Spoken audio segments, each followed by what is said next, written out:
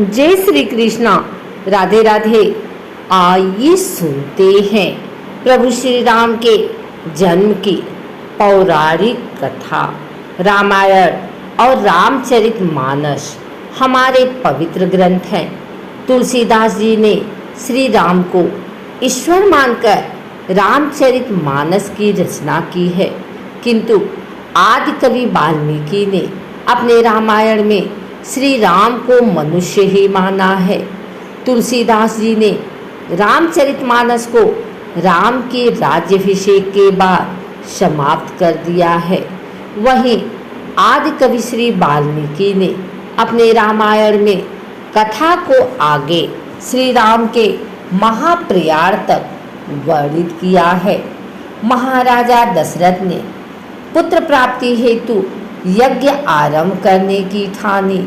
महाराज की आज्ञा अनुसार श्यामकर्ण घोड़ा चतुरंगिनी सेना के साथ छुड़वा दिया गया। महाराज दशरथ ने समस्त मनस्वी, तपस्वी, विद्वान ऋषि मुनियों तथा वेद विज्ञ प्रकांड पंडितों को यज्ञ संपन्न कराने के लिए बुलावा भेज दिया।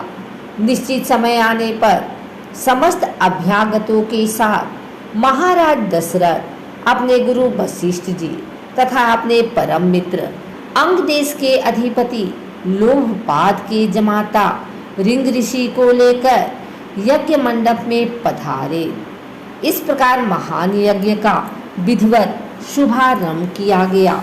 संपूर्ण वातावरण वेदों की ऋचाओं के उच्च स्वर में पाठ से गूंजने तथा सविधा की सुगंध से महकने लगा। समस्त पंडितों, ब्राह्मणों, ऋषियों आदि को यथोचित धन धान्य गौ आदि भेंट करके सादर विदा करने के साथ यज्ञ की समाप्ति हुई। राजा दशरथ ने यज्ञ के प्रसाद चरा खीर को अपने महल में ले जाकर अपनी तीनों रानियों में वितरित कर दिया। प्रसाद ग्रहण करने के परिणाम स्वरूप तीनों रानियों ने गर्भ धारण किया। जब चैत्र मास के शुक्ल पक्ष की नवमी तिथि को पुनर्वसु नक्षत्र में सूर्य, मंगल, शनि, बृहस्पति तथा शुक्र अपने अपने उच्च स्थानों में विराजमान थे।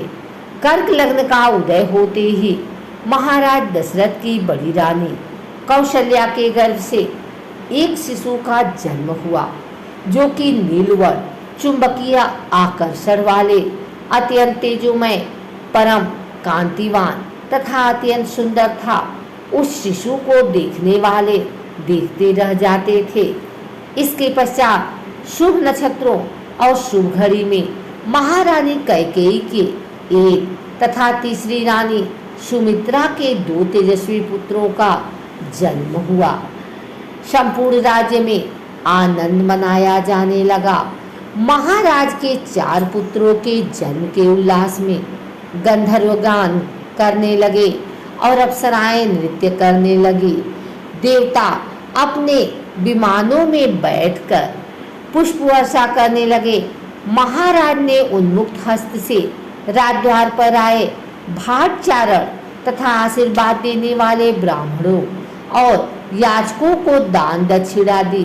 पुरस्कार में प्रजाजनों को धन धान्य तथा दरबारियों को रत्न आभूषण प्रदान किए गए।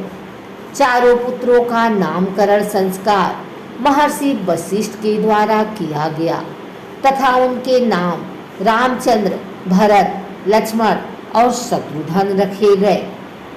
आयु बढ़ने के साथ ही रामचंद्र गुणों में भी अपने भाइयों से आगे बढ़ने तथा प्रजा में अत्यंत लोकप्रिय होने लगे। उनमें अत्यंत विलक्षण प्रतिभा थी, जिसके परिणाम स्वरूप अल्पकाल में ही वे समस्त विषयों में पारंगत हो गए।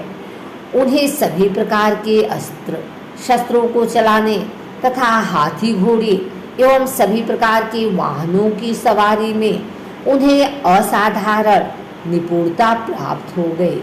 वे निरंतर माता पिता और गुरुजनों की सेवा में लगे रहते थे। उनका अनुसरण शेष 3 भाइयों भी करते थे। गुरुजनों के प्रति जितनी श्रद्धा भक्ति इन चारों भाइयों में थी, उतना ही उनमें परस्पर प्रेम था और सौहार्द भी बना था। महाराज दशरथ का हृदय अपने चारों पुत्रों को देखकर गर्व और आनंद से भर उठता था। अगर आपको हमारी वीडियो अच्छी लगी हो तो इसे लाइक करें, कमेंट करें, शेयर करें। हमारे चैनल को सब्सक्राइब करके बेल नोटिफिकेशन ऑल पर सेट कर लें, ताकि आगे आने वाली वीडियो सबसे पहले आप तक पहुंच सके। धन्यवाद।